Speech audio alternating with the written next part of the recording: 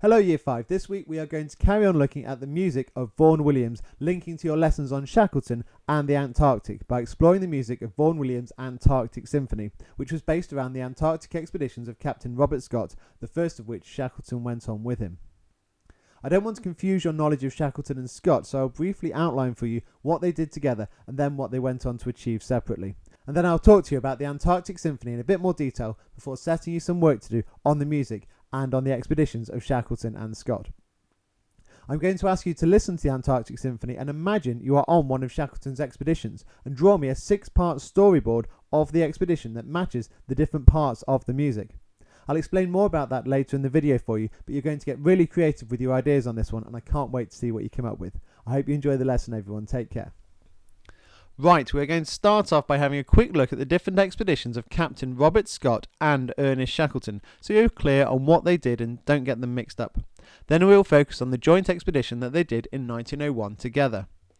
So, Scott and Shackleton are two very famous explorers from the same period of history. Shackleton was born in Ireland in 1874 and grew up in London and was an officer in the British Merchant Navy before he became an Antarctic explorer. And Scott was born in Plymouth in 1868 and became a captain in the Royal Navy first.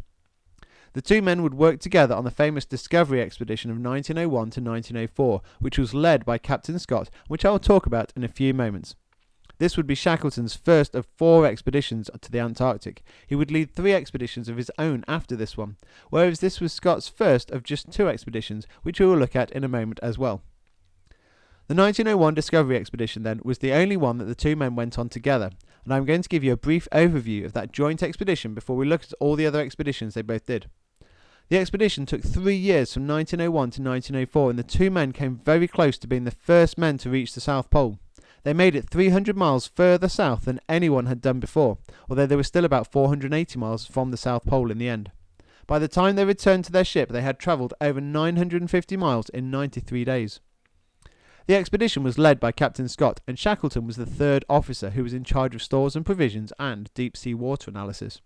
The main target was to get further south than anyone else had done before. They were only going to try and reach the South Pole if they didn't run into any problems, but this was never the main objective.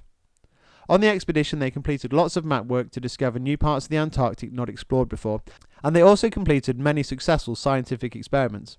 As mentioned already, they made it 300 miles further south than anyone had ever done before, so they achieved their main target, although they didn't make it all the way to the South Pole. There were actually 2 parts to the expedition. On the return back to the ship the first time, Shackleton became ill due to the conditions and exhaustion, and had to be sent back to England on a supply ship in March 1903. Scott and part of the team then stayed another year to try again, although they didn't get any further than they had done already. After this successful expedition, both Shackleton and Scott wanted to go again and make it all the way to the South Pole. There was also a very famous Norwegian explorer called Roald Amundsen, who would be trying to beat them both as well. Here is a quick overview of all their expeditions, because it's very easy to get them mixed up, and it's quite useful to see them all in a timeline. For the names of the expeditions, I have used the names of the ships they sailed in. Although the expeditions always had long and fancy titles, it is easier to remember them by the year and the ship name. Also, remember this was over 100 years ago. It took a long time to reach the Antarctic, and each expedition always lasted 2 or 3 years. So, we have already talked about the 1901 to 1904 Discovery expedition, where Scott and Shackleton went together and they reached the furthest point south at that time.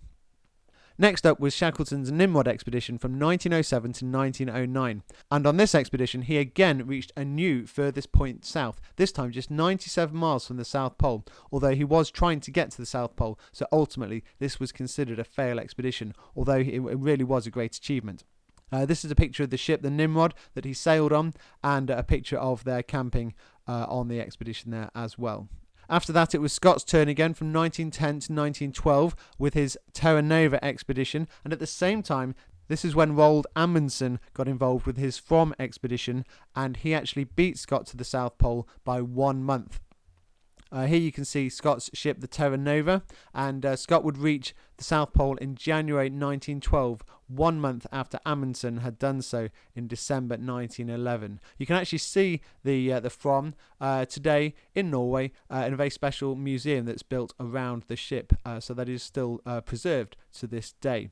Very sadly, Scott would perish with his whole team on the return from the South Pole. So it was a real disastrous expedition, although he did achieve his aim of getting to the South Pole, but sadly didn't return afterwards. After that, Shackleton tried 2 more times to reach the South Pole himself. In 1914 to 17, he tried a 3-year expedition on the Endurance, but the ship became trapped in the ice and had to be abandoned, and the whole mission was a failure. And although it became famous because the whole crew survived and made it home and no one died. So in that sense, it was a great success, but they didn't get anywhere near the South Pole. And then Shackleton tried one last time in 1921 to 1922 on a much smaller ship called the Quest. And it was a much smaller expedition. And sadly, Shackleton died on the journey to Antarctic, and that he died in 1922. So that's the mission. The rest of the crew did go on and complete some parts of the mission, some experiments and some exploring, but they didn't make any attempt to reach the South Pole. So there we go, our roundup of the great expeditions of Captain Scott and Ernest Shackleton. There are some maps here that just give you an idea of the direction and the terrain that they were covering. You can see on the left where it says British Antarctic Territory on the stamp there, a little map showing you the first expedition, the Discovery expedition, and the route they took across the Ross ice shelf. So really just getting a little bit into the Antarctic there. In the middle, the map there shows you the 2 routes taken by Scott and Amundsen. Scott on the left and Amundsen on the right. They both converged on the South Pole from different angles, both coming from the Ross Sea. So that's quite an interesting map. And then the third one on the right there, the map showing you the route of the Endurance expedition, Shackleton's failed attempt to get to the South Pole again. The blue line across the middle of the map is the route he was planning to take. He was planning to walk across the whole of the Antarctica, but actually the circle at the top, the red, yellow, green and blue circle, is the route his ship and the subsequent rescue ships took to escape from Antarctica after his ship became trapped in the ice. So you can see they never actually made it onto Antarctica, and the whole mission was a failure on that occasion. Some really brave stories wrapped up in all of that. Each of those expeditions was a huge feat of human endurance in terrible conditions. The men were all very brave and were all heroes. In the South Pole today, there is a permanent science base at the South Pole, and it is called the Amundsen-Scott South Pole Station in honour of the 2 men who reached the South Pole first.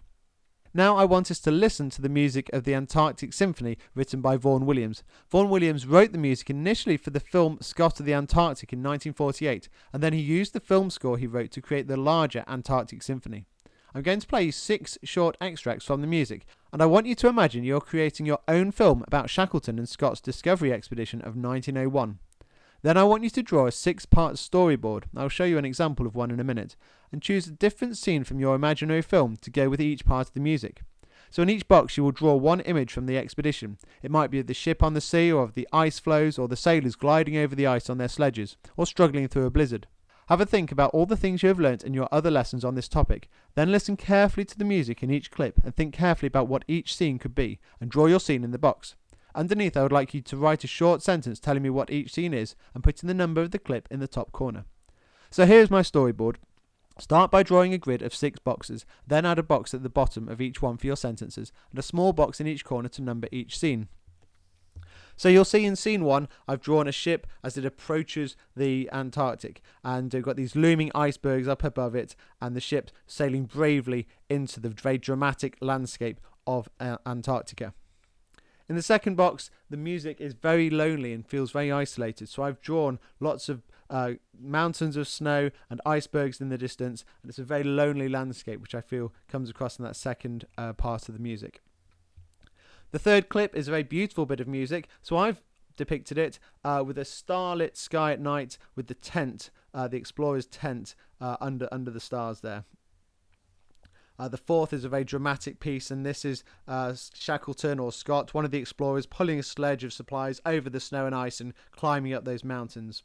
And then in the fifth clip, we've got some really dramatic, strong beats and some really powerful parts to the music, and I depicted that as some of the icebergs crushing the ship, because on a lot of the expeditions the ships were often trapped in ice and some of them were lost, so that's depicted there with the ship being crushed by the icebergs.